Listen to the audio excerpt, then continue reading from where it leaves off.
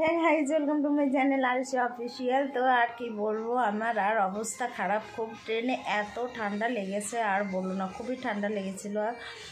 প্রথম দিন তবু একটু কম ছিল, কিন্তু সেকেন্ড দিন এত ঠান্ডা ছিল, ভীষণ লেভেলের ঠান্ডা ছিল। আর এখন আমার যেমন একটা সর্দি লেগেছে, এমনই একটা ঠান্ডা লেগে যাবে, এমনই একটা লাগছে আমার। আর কাজ করতে একটু ঠান্ডার চাপটা লাগছে, কষ্ট হচ্ছে, তবু করতে হবে। এক মাস যেহেতু ঘরে ছিলাম না, ঘরের অবস্থাটা আমার ভীষণই খারাপ হয়ে গেছে, কারণ সব জায়গায় ধুল আর ঝুল দুটোই সাফ করছি, পরিষ্কার করছি। সকাল থেকে জামা কাপড়ও অনেক ছিল, কারণ ট্রেনের সমস্ত জামা কাপড় যা নোংরা হয়েছে সমস্ত ধুয়েছি।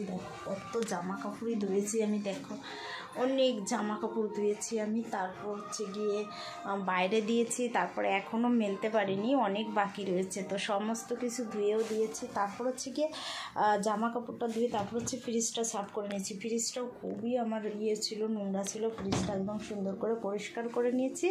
আর এখন ঘরটার অবস্থা দেখো,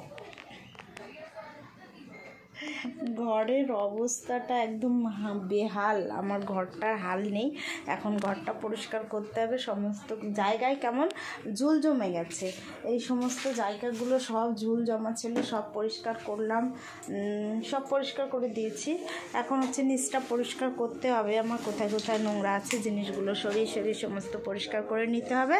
আর যেটা মেন কাজ রয়েছে সেটা হচ্ছে কিচেনটা আমার পরিষ্কার করতে হবে। কাল আসতে আসতে তো অনেক লেট হয়েছে। এক তো ট্রেনের জার্নিংটা এত বাজেভাবে গিয়েছে, এবার কি বলবো, 9 ঘন্টা লেট হয়েছে আমার রাস্তায়, মানে সে একদম শেষ। আমি কাল খেতে পাইনি, মানে লাস্টে খুবই কষ্টের টাইমটা গিয়েছে আমার কালকে।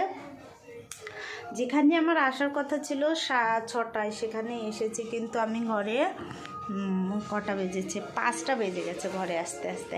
তাহলে বোঝো কতটা, আমার সকাল 6টায় ঢুকাচ্ছি ঘরে আমি 6টায় ঢুকবো, সেখানে আমি ঢুকেছি বিকেল 5টায়। বোঝো তাহলে কত মানে লেট এসছি আমি।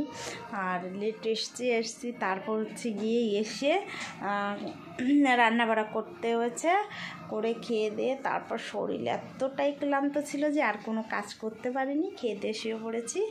আর এখন সকাল থেকে কাজ, খুব কাজ করছি আজকে আমি। তবে শরীরটা খুব একটা ভালো লাগছে না, চোখ মুখটা দেখে বুঝতে পারছো ঠান্ডা লেগেছে আমার, ঠান্ডাটা লেগেছে। আর হাত পা ভীষণ ব্যথা করছে, এক তো ট্রেন থেকে জার্নিংয়ে খুব কষ্ট থাকে, তারপরে এসে আর রেস্ট পাইনি খুব একটা, তার জন্য ঠান্ডা লেগেছে।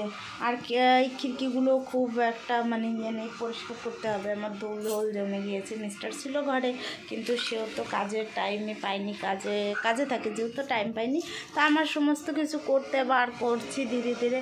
তো তোমরা দেখতে থাকো আর সাথে থাকো, লাইক করো, কমেন্ট করো, শেয়ার করো আর সাবস্ক্রাইব করো আমার চ্যানেলটাকে। আর ভালো থেকো সবাই, টাটা, বাই বাই।